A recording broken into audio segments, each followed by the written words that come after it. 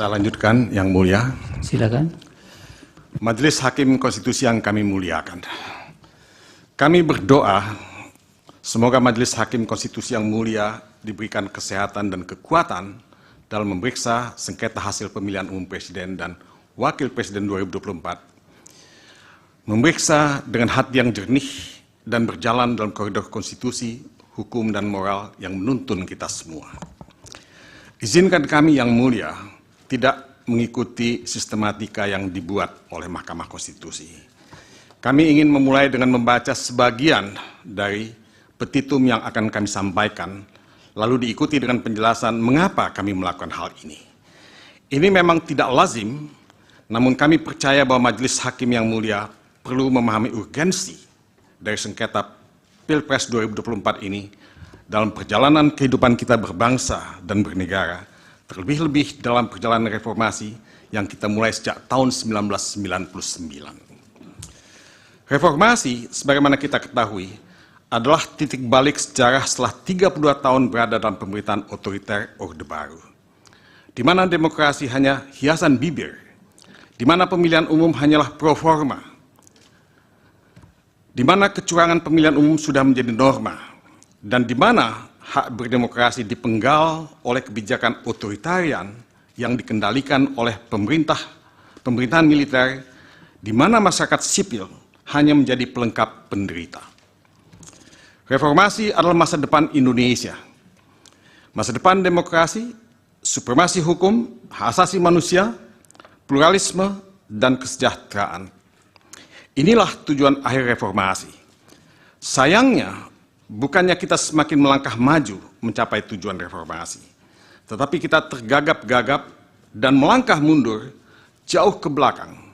Demokrasi kita menjadi flawed democracy atau demokrasi cacat, dan negara kita menjadi negara yang rapuh atau fragile state, dan negara yang menjalankan kebijakan represif atau illiberal policies.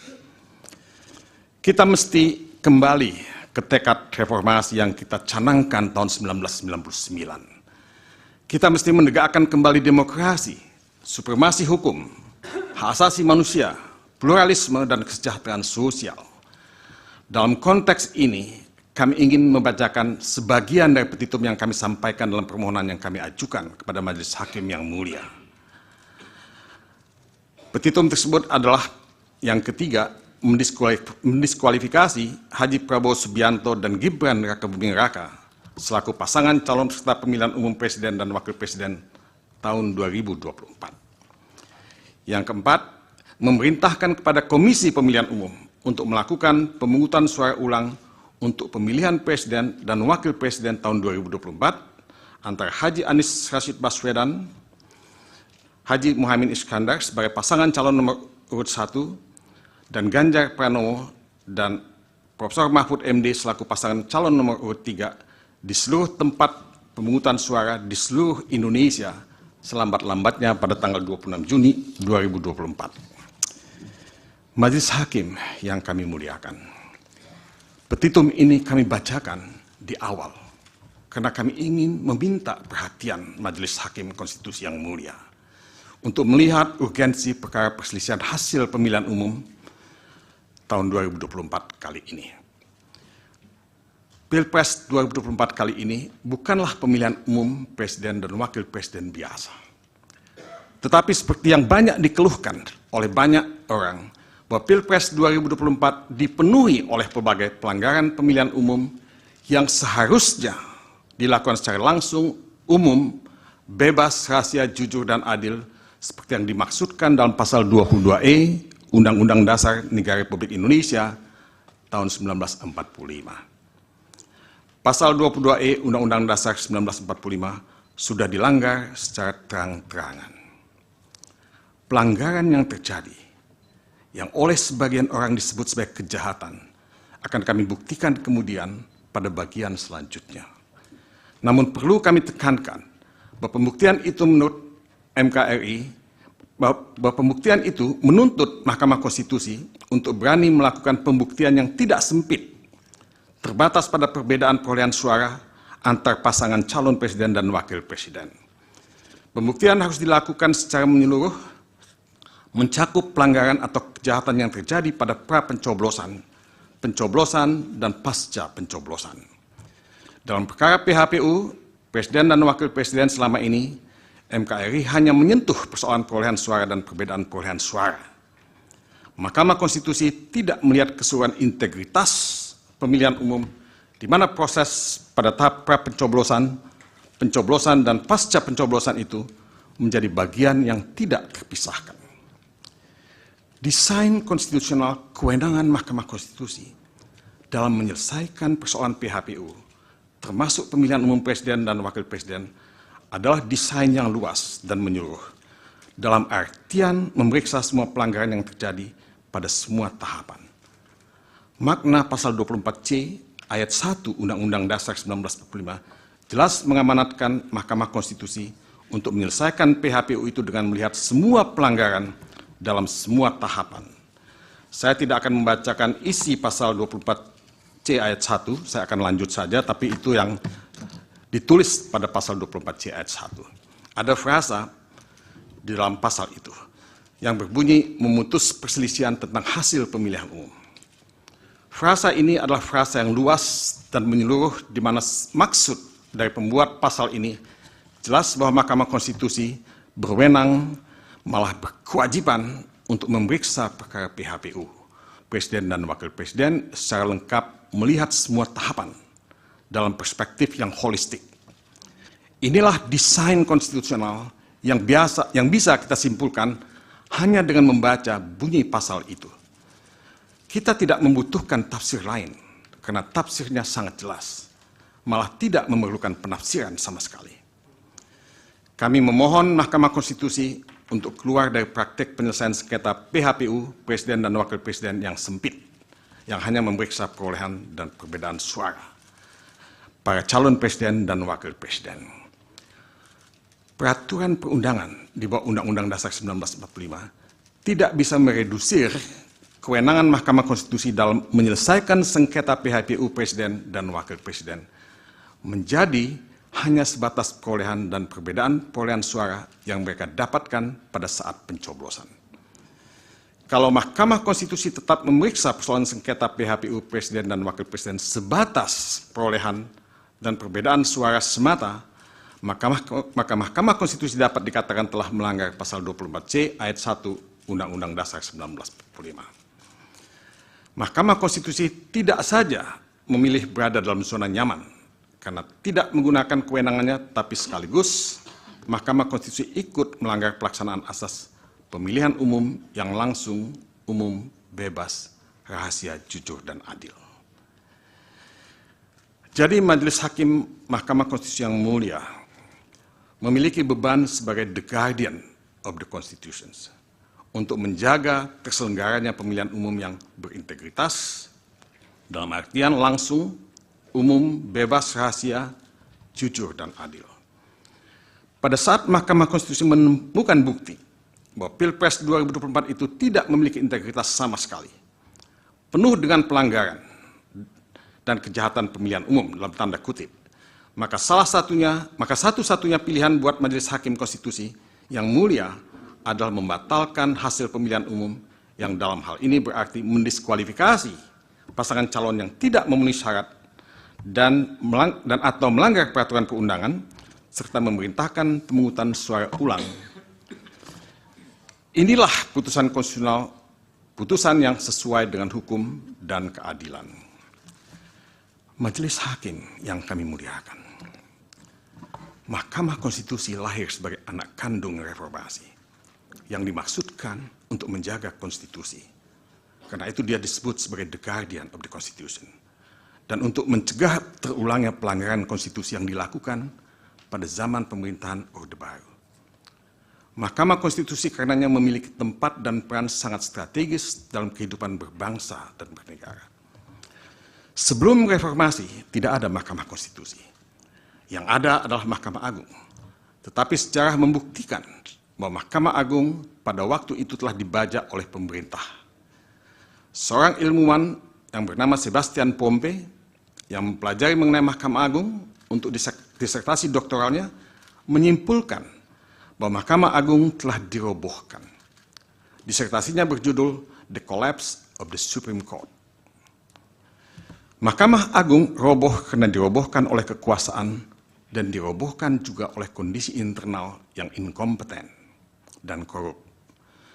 Pada awal reformasi, reputasi Mahkamah Agung sudah jatuh ke titik nadir.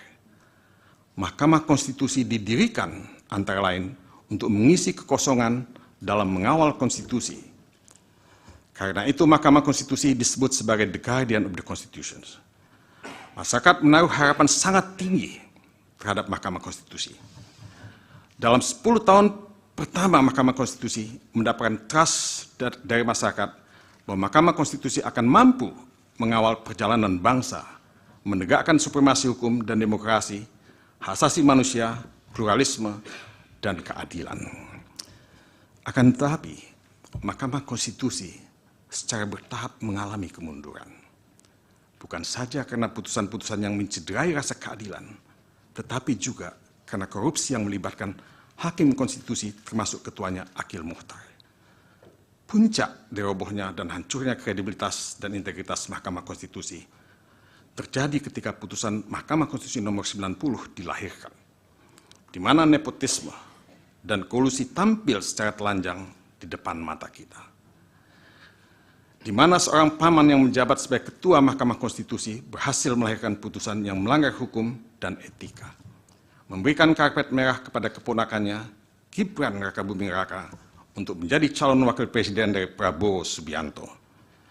Tidak berlebihan kalau disebutkan bahwa Mahkamah Konstitusi telah berubah menjadi mahkamah yang memalukan, a same institution, seperti yang ditudingkan kepada Mahkamah Konstitusi di Belarus.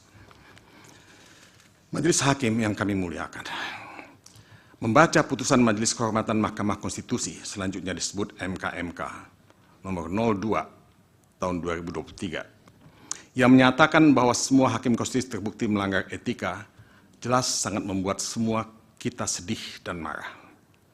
Secara etika seharusnya mereka semua harus mengundurkan diri sebagai hakim konstitusi. Tetapi mereka tidak mundur dari posisi mereka karena pelbagai alasan. Dalam kaitan ini, patut ditambahkan pula bahwa Hakim Konstitusi Anwar Usman yang diberhentikan dari posisinya sebagai Ketua Mahkamah Konstitusi, sekarang malah mencoba merebut kembali posisinya sebagai Ketua Mahkamah Konstitusi melalui gugatan tata usaha negara ke Pengadilan Tata Usaha Negara. Kita semua hanya bisa mengelus dada sambil berbisik dalam hati, how low can you go?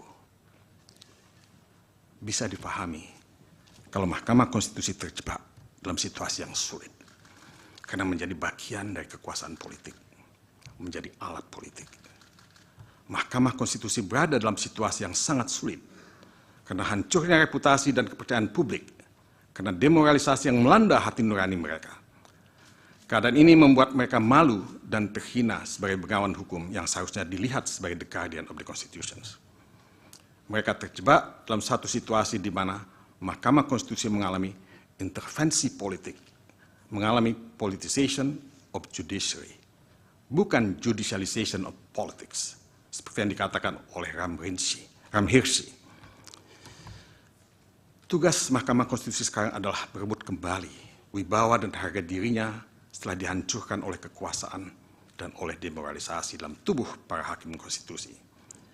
Mahkamah Konstitusi mesti bangkit, mesti melawan, mesti kembali memanggul konstitusi, sebagaimana yang diamanatkan oleh Undang-Undang Dasar 1945 dan Undang-Undang Nomor 24 Tahun 2003 tentang Mahkamah Konstitusi, sebagaimana terakhir kali diubah melalui Undang-Undang Nomor 7 Tahun 2020. Sekaranglah waktu untuk Mahkamah Konstitusi merebut kembali wibawa dan harga dirinya yang sama, yang sirna. Sekaranglah waktu Mahkamah Konstitusi menunjukkan kepada rakyat bahwa Mahkamah Konstitusi berhasil merebut kembali peran dan reputasinya sebagai Mahkamah Konstitusi yang sesungguhnya, a truly constitutional court. Bukan mahkamah keluarga, bukan mahkamah kalkulator, bukan perpanjangan tangan kekuasaan, dan bukan a same institution. Majelis Hakim yang kami muliakan, Rakyat negeri ini adalah rakyat yang mendambakan negara hukum dan demokrasi. Pancasila dan pembukaan Undang-Undang Dasar 1945 berikut batang tubuhnya menjadi dokumen bersejarah bahwa bangsa ini didirikan dengan tujuan memiliki supremasi hukum dengan semangat equality dan non-discriminatory. Kami percaya bahwa rakyat mendambakan Mahkamah Konstitusi yang menjaga konstitusi dan berani membuat putusan yang responsif terhadap suara-suara rakyat yang digelorakan maupun yang diucapkan di dalam bisikan. Dalam kaitannya dengan petitum yang tadi kami ucapkan lebih awal, maka Mahkamah Konstitusi harus berani membuat putusan mendiskualifikasi Prabowo Subianto dan Gibran Rakabuming Raka sebagai pasangan calon presiden dan wakil presiden peserta pemilihan umum presiden dan wakil presiden tahun 2024 dengan nomor urut 2. Karena pelanggaran hukum dan etika dalam proses pendaftaran yang dilakukan melalui putusan MK nomor 90 dan penerimaan serta penetapan pasangan calon nomor urut 2 oleh termohon ketika peraturan Komisi Pemilihan Umum nomor 19 tahun 2003 tentang pencalonan peserta pemilihan umum presiden dan wakil presiden masih belum diubah sama sekali. Di sini telah terjadi manipulasi hukum yang dilakukan baik oleh Mahkamah Konstitusi maupun termohon yang tanpa memperhatikan peraturan perundangan secara serta-merta memperlakukan putusan Mahkamah Konstitusi nomor 90 secara sewenang-wenang atau arbitrary. Mari kita baca pemikiran dari advokat Yusril Issa Mahendra. Dua hakim yang setuju dengan alasan berbeda atau concurring opinion jika diteliti lagi, maka jawabannya adalah menolak atau dissenting opinion. Sehingga lanjutnya ada 6 hakim yang dissenting opinion terhadap aturan dan hanya 3 orang hakim setuju. Di sini saya bilang terjadi penyeludupan hukum. Ini diucapkan oleh advokat Yusril Issa Mahendra. Meskipun analisis dari advokat Yusril Issa Mahendra berbeda dengan analisis pemohon di dalam permohonan ini, di mana pemohon dalam pokok perkara akan menjelaskan bahwa putusan Mahkamah Konstitusi nomor 90 merupakan plurality decision. Karena suara mayoritas hakim terbelah dan karenanya perluasan makna pasal 169 huruf Q Undang-Undang nomor 7 tahun 2017 tentang pemilihan umum sebagaimana diubah melalui peraturan pemerintah pengganti Undang-Undang nomor 1 tahun 2022 harus dilihat pada lingkup yang paling sempit, yaitu sepanjang syarat usia 40 tahun atau berpengalaman sebagai gubernur. Namun kami menyetujui apa yang dikatakan oleh advokat Yusril Issa Mahendra, bahwa terdapat penyeludupan hukum yang secara terang-terangan dilakukan di muka publik tanpa rasa malu. Lebih jauh, putusan Mahkamah Konstitusi nomor 90 telah secara nyata disebut sebagai putusan yang dibuat oleh Hakim MK RI yang melakukan pelanggaran berat prinsip ketidakberpihakan dan telah mencoreng reputasi Mahkamah Konstitusi. Putusan MK nomor 02 MK L/11/2023 menyatakan bahwa berkenaan dengan pelanggaran kode etik dan perilaku hakim yang telah terbukti dilakukan oleh hakim terlapor, Majelis Kehormatan menilai bahwa perbuatan yang dilakukannya adalah penyimpangan yang melenceng jauh dari koridor lurus yang ditetapkan oleh Sabta Karsa Utama sebagai rambu-rambunya. Perbuatan yang ikut serta mengadili dan memutus perkara dengan potensi benturan kepentingan dan kemudian putusan dimaksud memberi keuntungan kepada kerabatnya merupakan pelanggaran berat prinsip ketidakberpihakan. Perilakunya pun telah mencoreng reputasi Mahkamah Konstitusi yang digadang-gadang memiliki citra sebagai institusi. Imbasnya, pelanggaran yang dilakukan hakim terlapor pun membuat pudar kepercayaan publik kepada MK.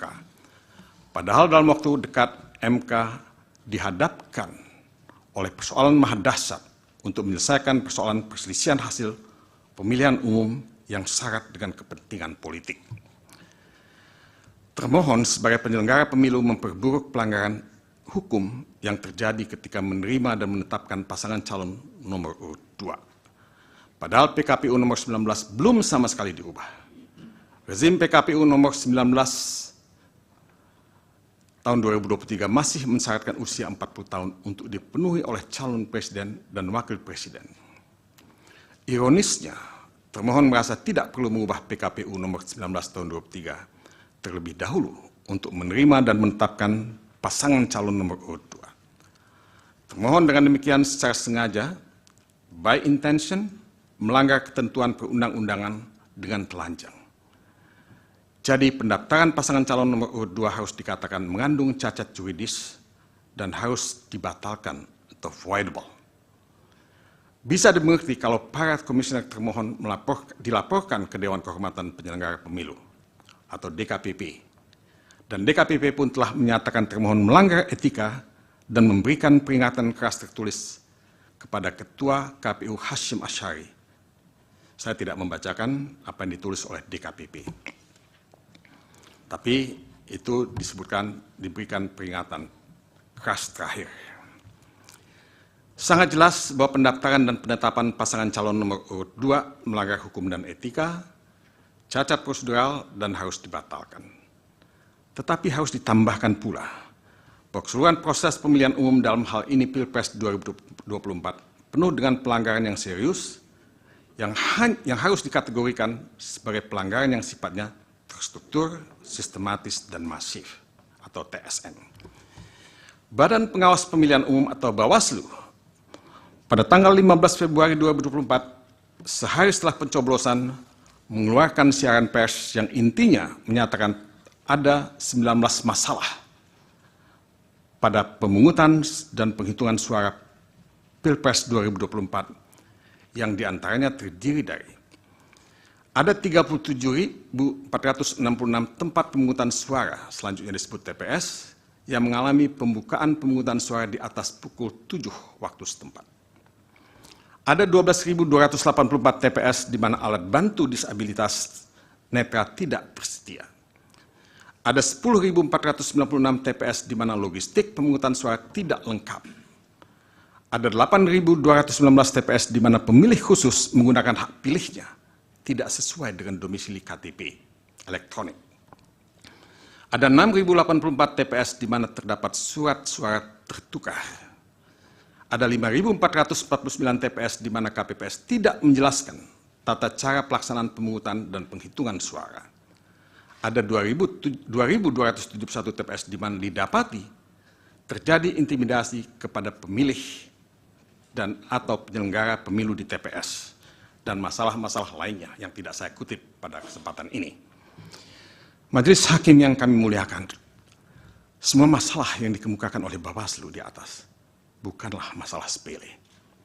Dan masalah itu akan lebih bertumpuk lagi kalau kita menambahkannya dengan masalah-masalah yang pada dasarnya harus ditafsirkan sebagai pelanggaran atau kejahatan pemilihan umum yang ditemukan di media maupun oleh pihak-pihak yang lain termasuk tim pemenangan pasangan calon presiden dan wakil presiden pada tahun 2024. Kami sebagai pemohon mencatat ribuan pelanggaran pemilihan umum pada tahap pra-pemilihan yang sangat serius dan pasti mempengaruhi perilaku pemilih yang mencoblos di TPS pada tanggal 14 Februari.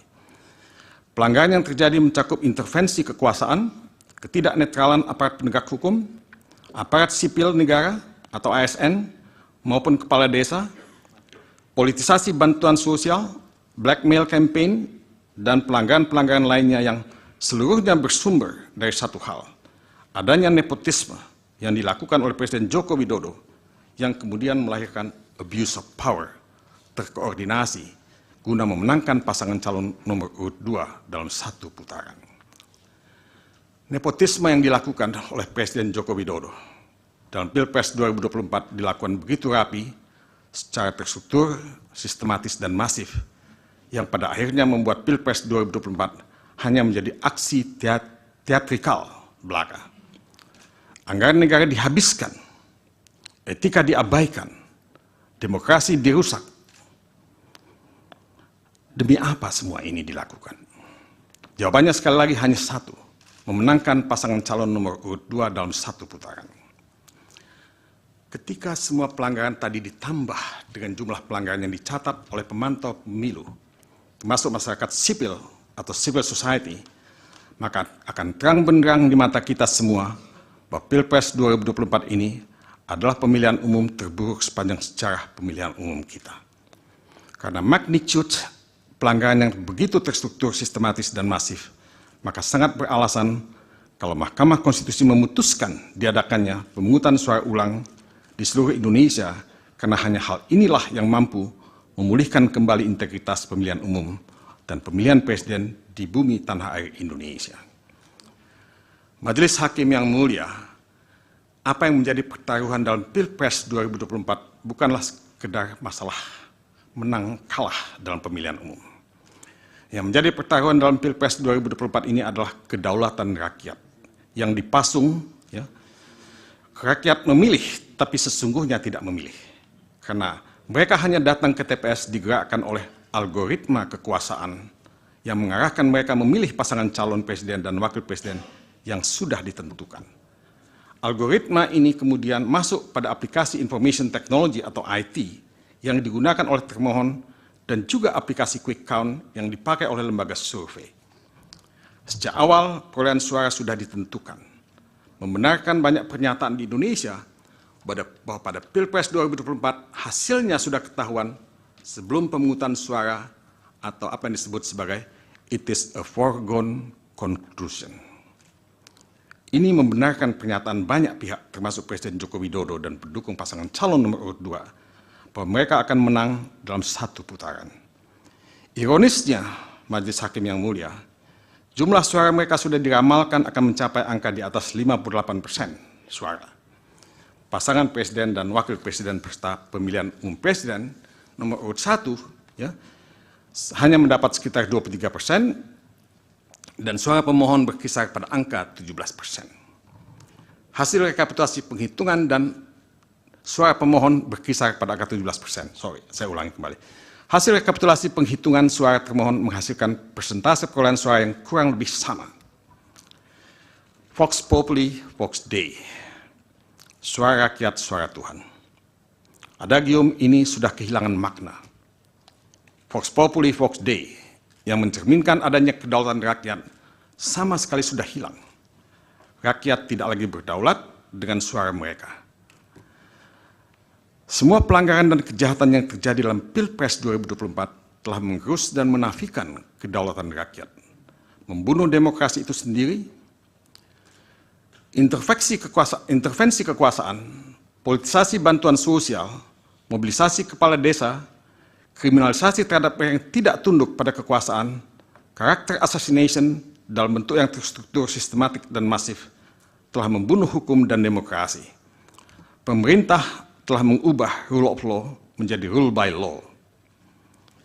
Memang hukum itu dipersiapkan dengan seksama untuk membenarkan semua tindakan penguasa membeli dan mendapatkan suara rakyat, sehingga semua pengangkatan penjabat, pemberian bantuan sosial, kriminalisasi by design, hukum digunakan untuk memuluskan pemenangan Pilpres 2024 dalam satu putaran. Di negara-negara otoritarian, penyalahgunaan hukum dan lembaga hukum itu menjadi sesuatu yang niscaya. Dan kita harus mengakui bahwa pemerintah kita memang berdasar pada rule by law. Majelis Hakim yang kami muliakan, secara perlahan tapi pasti demokrasi sedang dibunuh. Dibunuh secara elektoral, dibunuh secara legal. Buku How Democracy Dies, tulisan Stephen Levitsky dan Daniel Ziblatt menarik untuk dikutip. Ya, saya ingin mengutip beberapa bagian dari buku itu. Sebetulnya bahasa Inggrisnya lebih pas ketimbang terjemahannya. Ya. Democracies may die at the hands not of generals but of elected leaders, president or prime ministers who suffered the very process that brought them to power. Some of these leaders dismantled democracy quickly, as Hitler did in the wake of the 1933 Reichstag fire in Germany. More often though, democracies erode slowly in barely visible steps. Saya tidak begitu happy dengan penerjemahannya, tapi saya baca saja. Demokrasi bisa mati bukan di tangan jenderal, melainkan di tangan pemimpin terpilih, apakah itu presiden atau perdana menteri yang membajak proses yang membawa mereka ke kekuasaan. Beberapa pemimpin demikian membubarkan demokrasi dengan cepat, seperti Hitler sesudah kebakaran Reichstag 1933 di Jerman. Tapi yang lebih sering adalah demokrasi tergerus pelan-pelan dalam langkah-langkah yang nyaris tidak kasat mata. Pada bagian lain dari buku tersebut, di atas ditulis seperti ini. Most countries hold regular election. Democracy still die, but with different means. Since the end of the Cold War, most democratic breakdowns have been caused not by generals and soldiers, but by elected governments themselves. Like Chavez in Venezuela, elected leaders have subverted democratic institutions in Georgia, Hungary, Nicaragua, Peru, the Philippines, Poland, Russia, Sri Lanka, Turkey, and Ukraine. Democratic backsliding today begins at the ballot box. Ini juga menarik terjemahannya, tapi ya, sebagian besar negara mengadakan pemilu secara teratur. Demokrasi masih bertumbangan, tapi dengan cara yang berbeda. Sejak akhir Perang Dingin, sebagian besar kehancuran demokrasi bukan disebabkan oleh jenderal dan serdadu, melainkan pemerintah hasil pemilu.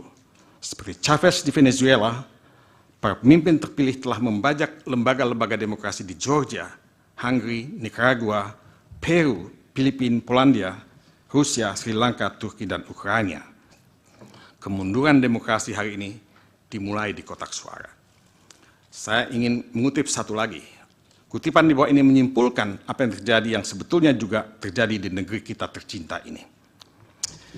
Many governments' efforts to subvert democracy are legal, in the sense that they are approved by the legislators or accepted by the courts. They may even be portrayed as efforts to improve democracy, making judiciary more efficient, combating corruption, or cleaning up the electoral process. Newspapers still publish, but both or bullied into the self-censorship. Citizens continue to criticize the governments, but often find themselves facing tax or other legal troubles. They show public confusion. People do not immediately realize what is happening. Many continue to believe they are living under a democracy. Artinya, banyak upaya pemerintah membajak demokrasi itu legal, dalam arti disetujui lembaga legislatif atau diterima lembaga yudikatif. Boleh jadi upaya-upaya itu bahkan digambarkan sebagai upaya memperbaiki demokrasi, membuat pengadilan lebih efisien, memerangi korupsi, dan membersihkan proses pemilu. Koran-koran masih terbit, tapi sudah dibeli atau ditekan sehingga menyensor diri. Rakyat terus mengkritik pemerintah, tapi lantas menghadapi masalah pajak atau hukum lainnya. Timbul kebingungan publik. Orang tidak langsung menyadari apa yang terjadi. Banyak yang percaya bahwa mereka masih hidup dalam demokrasi. Majelis Hakim yang mulia, apakah demokrasi kita sudah mati? Demokrasi kita masih belum mati. Tapi demokrasi kita bisa mati kalau kita tidak berbuat sesuatu untuk menyelamatkan demokrasi. Mahkamah Konstitusi memanggul beban di pundaknya untuk menyelamatkan demokrasi. Dan perkara sengketa Pilpres 2024 ini adalah pintu masuk untuk Mahkamah Konstitusi membantu menyelamatkan demokrasi.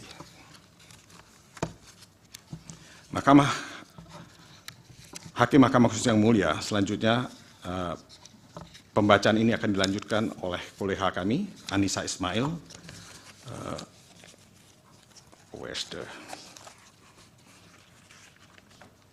Mohon maaf yang mulia, saya lihat sebentar. Kok tidak ada ya? Oh ini. Mohon maaf yang mulia. Anissa Ismail adalah advokat muda yang mendapatkan gelar Master of Arts dari Faculty of Law University of Cambridge di Inggris dan juga dari University of Utrecht di Belanda dengan predikat summa cum laude. Kami sengaja menampilkan anak muda karena anak muda adalah masa depan bangsa ini. Kemudian juga seharusnya ada advokat Damian Agatha Juvens, seorang mahasiswa terbaik dari Fakultas Hukum Universitas Indonesia dan mendapatkan Master of Law dari Melbourne University. Dan kemudian juga Ragado Yosudiningrat, ya, yang mendapatkan gelar doktoral di Universitas Trisakti dan juga sekolah di Erasmus, ya, di negeri Belanda. Ya. Nah, Tapi karena Majelis Hakim memberikan hanya kesempatan kepada satu pembaca lagi, kami persilahkan Saudara Anissa Ismail. Masih bisa 2. 2 lagi. Ya, tapi ya karena kalau 2, yang 1 nggak ikut membaca, saya silakan hanya 1 yang mulia. Dipersilakan. Yang 2 mungkin akan mendampingi di sebelahnya. Silakan. Terima kasih yang mulia. Silakan Anissa. Izin yang mulia.